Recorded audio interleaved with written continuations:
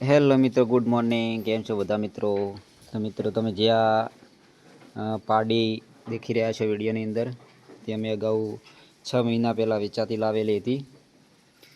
એટલે વેચાતી એટલે કે એ ભાઈના ફાર્મ હાઉસ ઉપર તે ઠેરતી નથી, એટલે કે વિયાણ થતું નહોતું. એટલે હારી થાકીને એ ભાઈએ વેચી મારી હતી. તો અમે આજે જોવા જઈએ તો આ પાડી 3 મહિનાની ગાભણ નીકળી છે મિત્રો. એટલે અમને મહેનત પણ લાગી છે. 10,000નો એને ખોરાક આપેલો છે, એટલે કે પાવડર આપ્યો અને બાજરી 2 બોરી આપી, અને બીજો જે એનો ખોરાક જે સાર થતી હોય છે તે બધું ગણવા જઈએ તો 10,000નું અમે તેને ચારો આપી દીધેલો છે, ખાણ શીખે. એટલે મિત્રો, આજે અમારા ફાર્મ હાઉસ ઉપર 3 મહિનાની આ ગાભણ પાડી નીકળી છે. એટલે મિત્રો, પશુપાલનની અંદર જો સેવા કરશો તો જ ફળ મળે, બાકી કોઈ પશુપાલનમાં લેવાનું નથી. જે મિત્રોને મહેનત નથી કરવી તો પશુપાલન ધંધો કરવાની જરૂર નથી. તેને ટાઈમસર ખોરાક એટલે કે ખોણ અને જે ચાર આવે છે તે ટાઈમસર આપવી પડશે, અને ખોણ પણ તેને આપવું જ પડશે. અમુક મિત્રો એવું કહેતા હોય છે કે ખોણ ન અપાય, ખર્ચો કેટલો જ કરવો.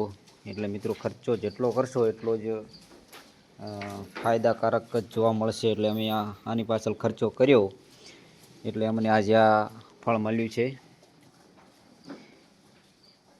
જો મિત્રો, અમે ખાણ કે તેની ટ્રીટમેન્ટ ન કરી હોત તો તે પાડી તે જ હાલતમાં જોવા મળો. તે ભાઈ થાકીને જ અમને આ પાડી આપી હતી. તો આજે તમને વિડીયો દ્વારા અમે સાચી હકીકત જે છે તે તમને બતાવી રહ્યા છીએ. મિત્રો, પાડી પણ સારી હતી, ગોળસિંગવાળી. તો આજે 3 મહિના પણ થઈ ગયા છે. એટલે મિત્રો, અમે લાવી હતી 20,000ની અંદર. તો આજે તેની કિંમત જોવા જઈએ,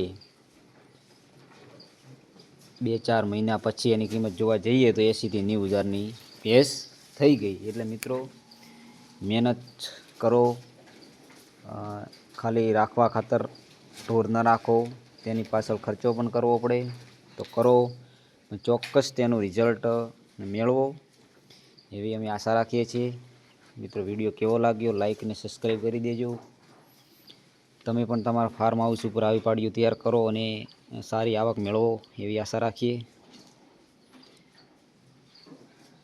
મિત્રો, જય માતાજી, જય શ્રી કૃષ્ણ.